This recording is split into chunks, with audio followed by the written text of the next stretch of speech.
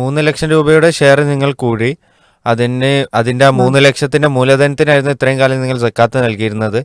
അത് തെറ്റാണെന്ന് ആരോ പറഞ്ഞു കേട്ടു. ലാഭത്തിനാണ് സക്കാത്ത് നൽകേണ്ടത് എന്നാണ് കേട്ടത്. ഏതാണ് ശരി?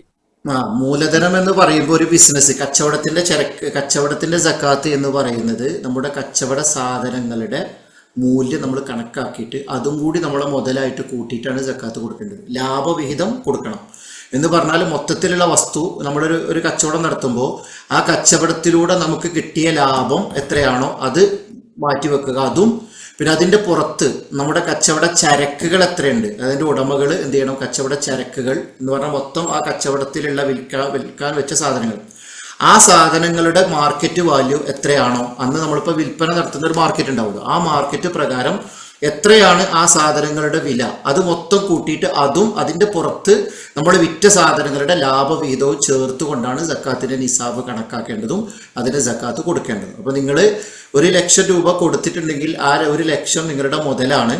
ആ ഒരു മുതൽ നിങ്ങൾക്ക് ഏത് സമയത്ത് ആ ഷെയർ പിൻവലിച്ചു കഴിഞ്ഞാൽ നിങ്ങളുടെ സമ്പത്ത് നിങ്ങൾക്ക് കിട്ടുമല്ലോ, അത് നിങ്ങളുടെ മുതലാണല്ലോ.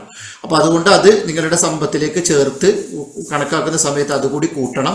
അതിൻ്റെ പുറത്ത് ലാഭവിഹിതമായി കിട്ടിയ സംഖ്യയുടെ സക്കാത്തും ചേർത്ത് കൊണ്ടാണ് നിസാബ് കണക്കാക്കുകയും അത് 595 ഗ്രാം വെള്ളിക്ക് തുല്യമായിട്ടുണ്ടെങ്കിൽ അതിൻ്റെ 2.5% സക്കാത്തായിട്ട് കൊടുക്കുകയാണ് ചെയ്യേണ്ടത് എന്നാണ് മനസ്സിലാക്കാൻ സാധിക്കുന്നത്. വല്ലാഹു തആല ആലം.